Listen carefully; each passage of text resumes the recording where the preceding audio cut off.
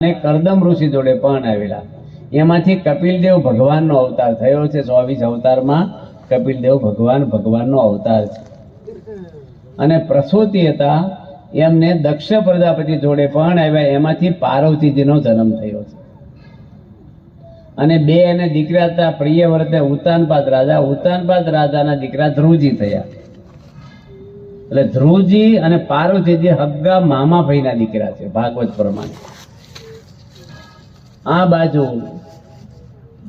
દેવહૂતિ માતા અને એક દીકરો થયો અને કરદમ ઋષિ જંગલમાં ચાલ્યા ગયા. કપિલદેવ ભગવાનજીમાં એ વાવ ઉપર બેઠા બેઠા કપિલદેવ ભગવાનને પ્રશ્ન કર્યો એની માતાએ કે મારો અબળાનો કે તો સ્ત્રીનો દેહ છે, મને જાજુ શાસ્ત્રનું નોલેજ નથી, મારું કલ્યાણ થાય એવો મને કંઈક તમે રસ્તો બતાવો.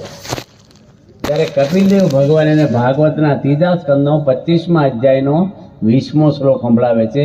પ્રસંગ મજરમ પાશમ આત્મનઃ કવયો વિદુઃ સ એવ સાધુતો કૃતો મોક્ષ દ્વારમ અપાવર્તમ. સબસ્ક્રાઇબ કરો ભાઈ.